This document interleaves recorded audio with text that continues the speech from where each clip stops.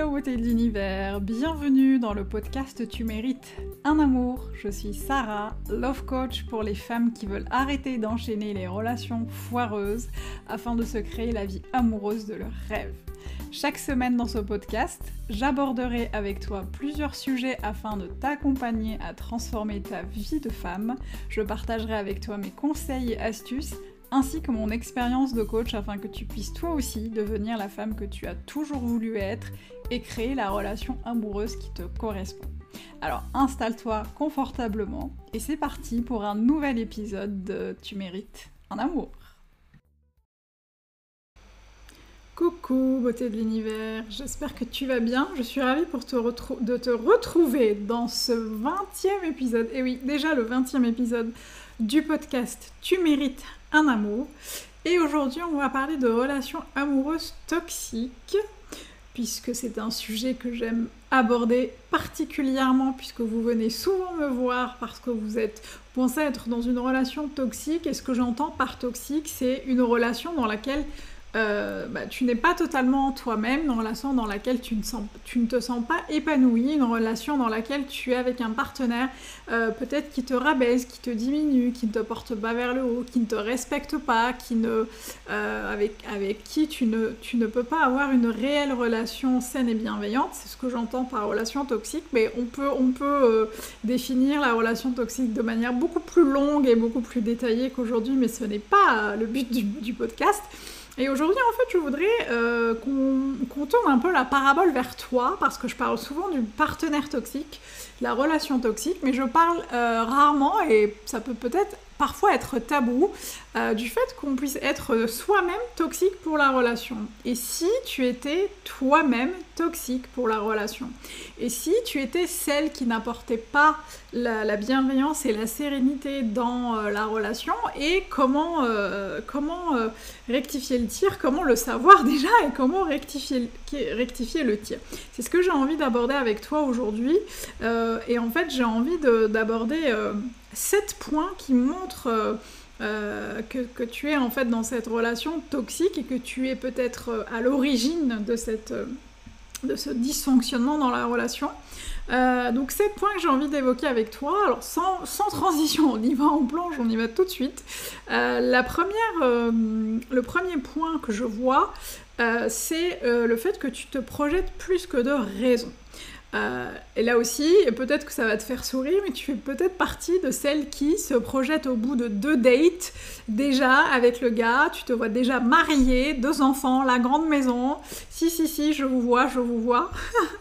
Alors je caricature évidemment, parce qu'on n'est pas toutes, vous ne voulez pas toutes être mariées, avoir 2 enfants, le grand monospace et la grande maison, évidemment, je caricature pour celles qui se projetteraient plus que de raison au bout de quelques rendez-vous. C'est quelque chose qui arrive souvent et qui peut parfois mener à de grandes déceptions si la réciproque n'est pas là.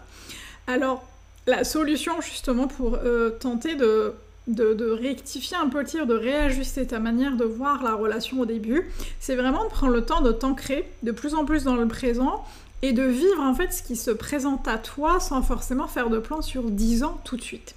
Alors je sais que c'est plus facile à dire qu'à faire, mais en tout cas c'est hyper intéressant d'en prendre conscience et d'œuvrer dans ce sens-là, œuvrer dans le sens un peu contraire, en te disant ok, peut-être que je suis quelqu'un qui me projette beaucoup au bout d'un ou deux rendez-vous, et je vais peut-être essayer, autant que faire se peut, de vivre vraiment le moment présent, de vivre les choses comme elles se présentent et de voir comment les choses évoluent au fur et à mesure.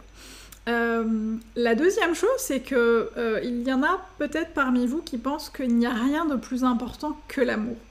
Alors oui, tu vas te dire que tu dois d'abord être heureuse seule et t'aimer vraiment beaucoup avant d'être bien avec l'autre. Tu vas t'inscrire à un cours de danse, tu vas aller à des soirées avec des amis, profiter de la vie, mais peut-être qu'au fond de toi, tu penses que tu seras pleinement heureuse uniquement le jour où tu seras en couple. Et là, du coup, il y a clairement un décalage entre ce que tu penses, ce que tu dis et ce que tu fais.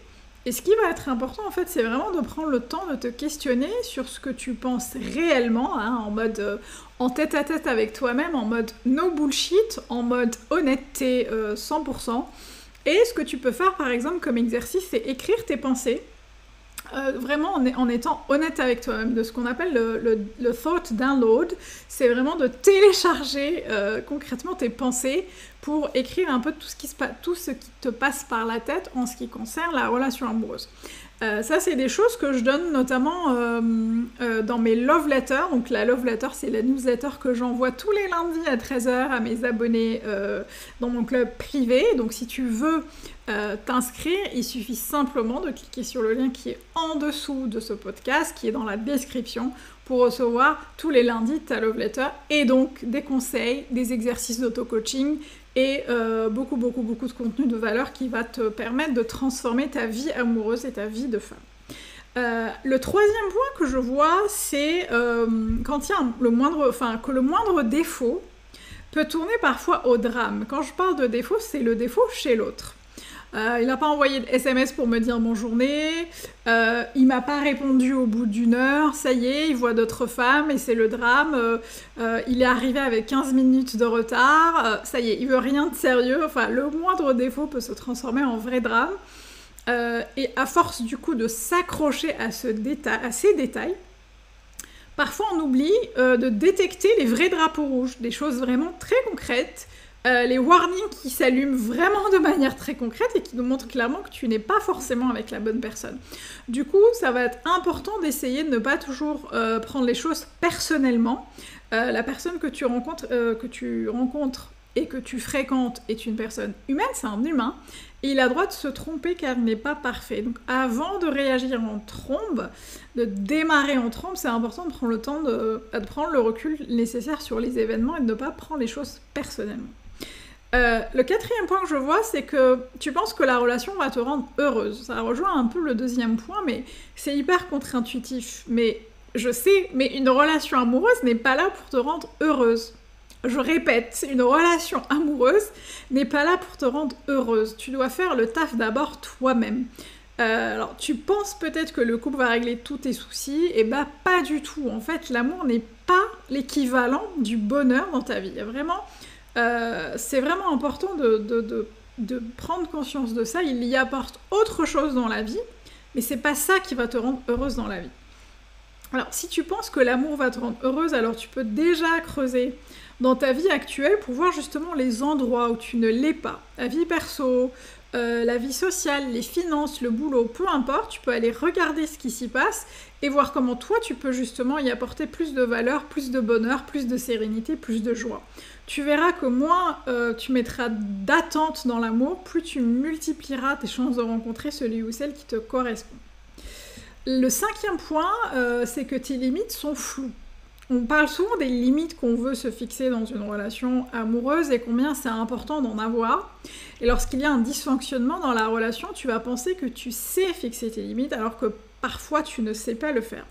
Et c'est parce que justement tu ne te connais pas assez bien. Je te donne un exemple. Il arrive parfois que tu permettes à quelqu'un de non engageant d'entrer dans ta vie, alors que tu repousses peut-être inconsciemment quelqu'un qui a envie d'être dans ta vie. Évidemment, si la personne engageante ne te plaît pas, il ne s'agit pas de te mettre avec quelqu'un d'engageant s'il ne te plaît pas.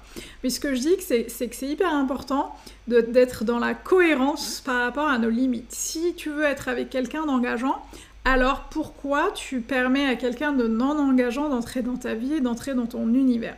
C'est hyper important du coup de travailler sur tes limites. Et si tu penses connaître si bien tes limites, bah, du coup, à ce moment-là, l'exercice que tu peux faire, c'est de prendre une feuille et de les noter.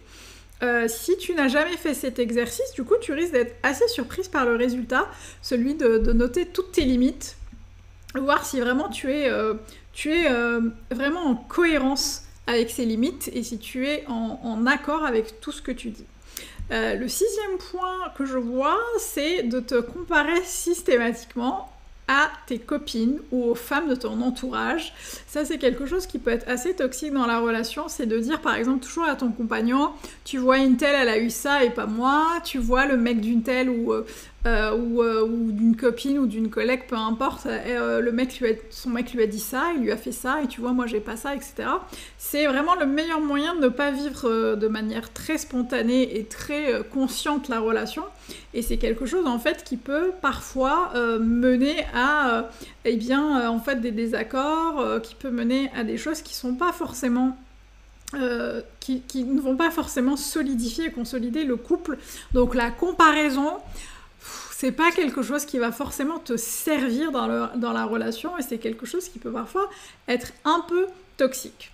Le 7e point que je vois qui est important, c'est de tergiverser. Ça rejoint un peu justement le fait d'avoir des limites floues, c'est de tergiverser sur tes besoins, ce que tu veux et ce que tu ne veux pas. Et là aussi, c'est par exemple dire à l'autre, moi je veux ça, je veux qu'on fasse ça, et puis quand l'autre finalement finit par s'adapter, lui dire non en fait finalement c'est pas ce que je veux, et finalement c'est d'être toujours dans ce sentiment d'insatisfaction par rapport à ce que tu veux dans la relation, le sentiment d'en vouloir toujours plus, le sentiment que rien ne te convient, que quoi que fasse l'autre, ce n'est pas convenable. Du coup, ce qui va être important ici, c'est de te questionner sur tes besoins. Est-ce que tu les connais réellement? Est-ce que tu as travaillé dessus? Est-ce que tu as pris une feuille et un stylo pour les noter, pour les exprimer, pour t'imprégner de ça et pour les vivre tout simplement en conscience et vraiment être très au clair sur ce que tu veux et ce que tu ne veux pas.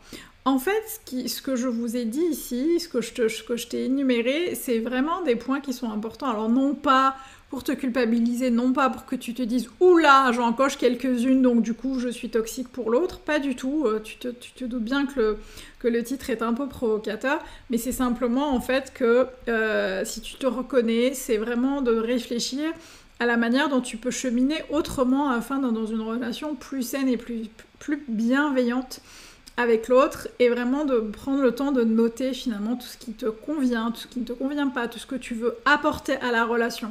Parce qu'en fait, on se dit, on parle souvent de ce qu'on attend chez l'autre dans la relation, mais on prend moins le temps de noter finalement et de réfléchir à ce que nous, on peut apporter à la relation, à ce que toi, tu peux apporter à la relation, à ce qui te porte en fait, à ce qui t'anime, et pourquoi tu veux être avec quelqu'un dans cette relation. Voilà, donc je te laisse en fait avec plein de questions, je te laisse avec plein d'interrogations, mais c'est hyper important. En tout cas, dans la démarche de coaching, c'est hyper important de se questionner continuellement pour pouvoir trouver des solutions et mettre en place des actions qui vont nous permettre de changer la donne, de réajuster notre vie et d'aller vers ce qui nous convient le mieux. Voilà, beauté de l'univers, je te laisse aujourd'hui, mais je te retrouve la semaine prochaine pour un nouvel épisode du podcast Tu mérites un amour. Et d'ici là, n'oublie pas, tu mérites tout un amour et moins que ça, tu prends pas. À bientôt.